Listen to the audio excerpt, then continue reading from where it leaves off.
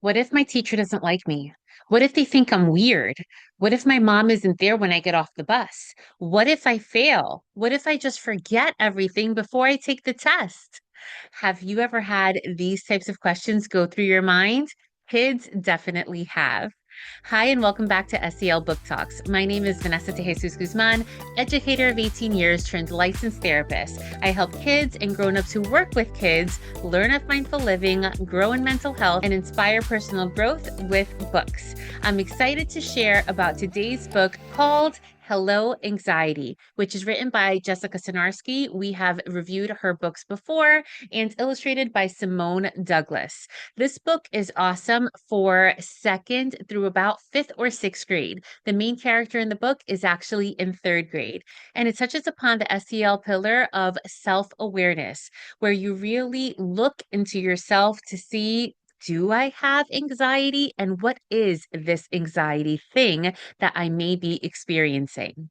Now, right off the bat, I'll share with you that I love the diversity that the characters in this book have, not just because of their race and ethnicity, but also their body shapes and their hair texture and hairstyles. I think it really speaks to a diverse group of kids. I also love how the person who is guiding her along in the book is not a female school counselor, is not her mom, but it's actually her dad. And that's really nice to see because we don't often see that in a lot of books. Just like in a past book of the same author, Jessica Sinarski, called Hello Anger, she shows how we carry these different feelings with us. And the main character, Destiny, was holding on to overwhelm, anxiety, fear of the unknown. And she shows us that we carry these big books as to really show how kids can carry this heavy feeling. One of my favorite parts of the entire book is how they sneak in information, scientific information about how the brain responds to stress and to worried and anxious thoughts. And they talk about the amygdala and how it rings an alarm whenever we perceive things to be stressful, such as when a chore may be hard, when a friend may be mad at you, or when school is important. And that's really important for kids to understand because what happens in our brain is that it perceives those examples to be just as heavy and intense as an unknown threat ahead. Think about lions and tigers and bears, or a car coming at you.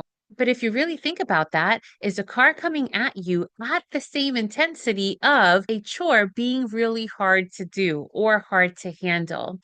The brain sees it that way, and that's what we need to retrain our brain to do, to not see it in the same way. My other favorite part about the book is how the author gives tangible tips that you can teach your child, your client, your students to do as well. There is a poem that is included which states, I know this might be tough, and I know I can get through it. I can use my whole wise brain. I've got this. I can do it. And that would be wonderful to have somewhere in your office, classroom, or even in a child's room so that they can remind themselves that they too can do hard things. Other tips the book gives is taking deep breaths and not just a simple breath in and out.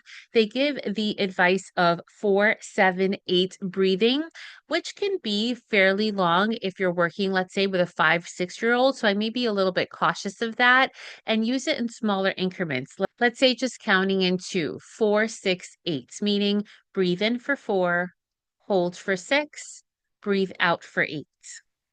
Other tip the book gives is to start a big task in a small way, break it up into smaller chunks. Another tip is to use a timer to make sure that you're staying on task and to not let the task overwhelm you. Of course, making a plan is a great tip.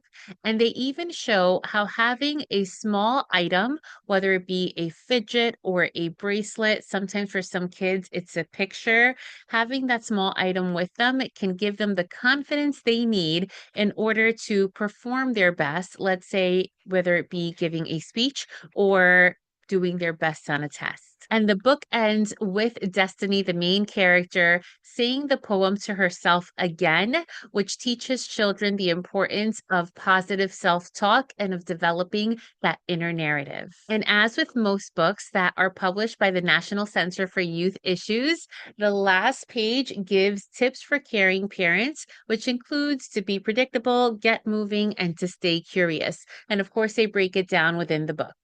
Now, I wouldn't be me if I wasn't completely transparent with you. I wish it had a different title.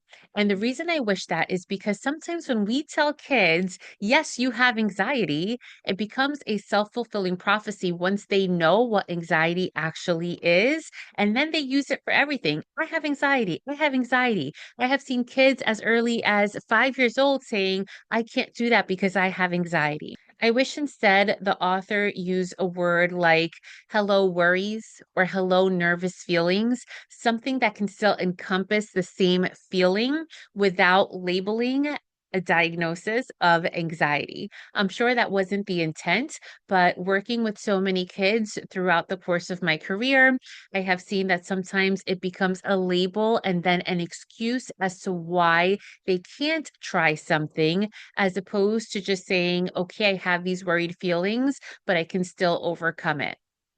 Despite that, I still think Hello Anxiety is a wonderful book to use within a classroom or with your own kids. And if you're a therapist or even a school counselor, I would say to just be mindful of the type of student you're working with.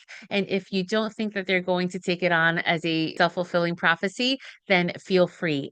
It really has the overall positive message of dealing with hard things, which we all go through in life.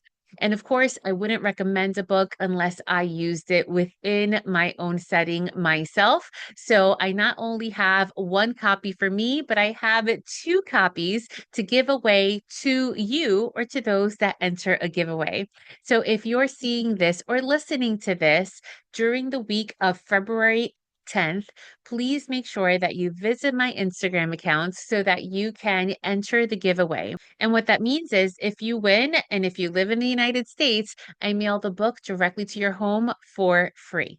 And if by chance you're listening to this after the week of February 11th, 2025, then I invite you to check out the link in the show notes, which can give you the link to where you can buy the book for your own classroom or personal library. And of course, if you think that this can help another mom, dad, teacher, or professional friend, please be sure to share it with them. Thanks so much for tuning in, and I'll see you soon.